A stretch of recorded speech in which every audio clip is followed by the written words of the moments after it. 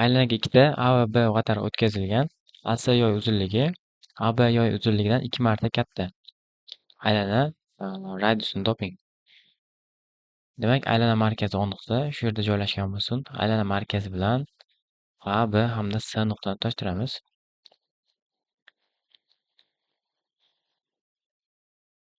Natijada bu kesmalar bizga aylana radiusini beradi. AB yoy uzunligi AC yoy uzunligidan 2 marta katta. Demak, L1 AB yoy uzunligi F1 ko'paygan aylana radiusi. L2 AC yoy uzunligini topish formulasi F2 ko'paygan radiusga teng. Bularni sistema qilib nisbat o'raydigan bo'lsak, birinchi yoy uzunligini ikkinchi yoy uzunligi nisbati bitta aylana bo'yicha radius o'zaro qisqarib ketib, burchaklarni o'zaro nisbatiga teng. Demak, ikkinchi aylanamiz ikkinchi yoy uzunligi birinchi yoy uzunligidan 2 marta katta bo'lgani uchun bu 1/2 ga teng. Bundan F2miz 2 F1ga tengligi bizga ma'lum. Demak, bu burchagimiz alfaga teng bo'lsa, bunisi 2 alfaga teng ekan. Dastlab uchburchak AOBdan kosinuslar teoremasini yozadigan bo'lsak, A kvadratimiz teng radius kvadrat plus radius kvadrat minus 2 radius kvadrat kosinus alfa.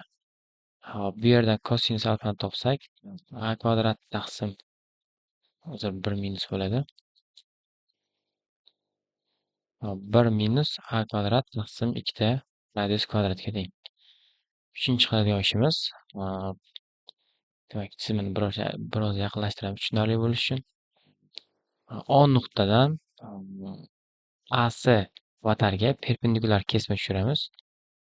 Ya'ni bu perpendikulyar O1 chizig'imiz uchburchak AOC teng yo'li uchburchak bo'lgani uchun uchidan tushirgan balandligi ham mediani ham bisektriса bo'ladi.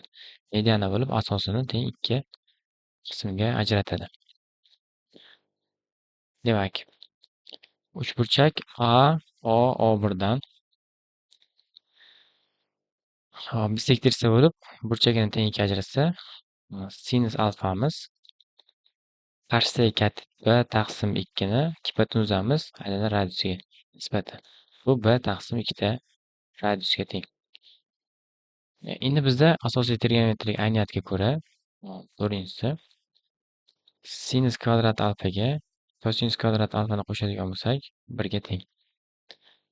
Sinus bilan kosinus o'rniga topgan qiymatlarimiz o'rniga qo'yib qo'yamiz. B taqsim 2 radiusning kvadrati plus 1 minus A kvadrat taqsim 2 radius kvadratning kvadrati teng 1. Soddalashtiradigan bo'lsak, B kvadrat taqsim 4 radius kvadrat plus 1 minus 2langani A kvadrat taqsim radius kvadrat plus A to'rtinchisi taqsim 4 radius to'rtinchisi teng 1. Bular o'zaro yechib ketadi.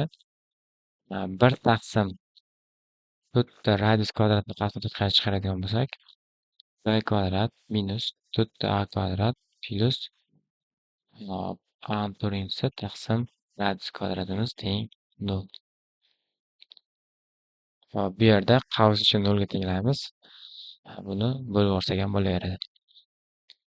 Hop, A to'rtinchisi taqsim radius kvadratimiz teng 4A kvadrat minus B kvadratga.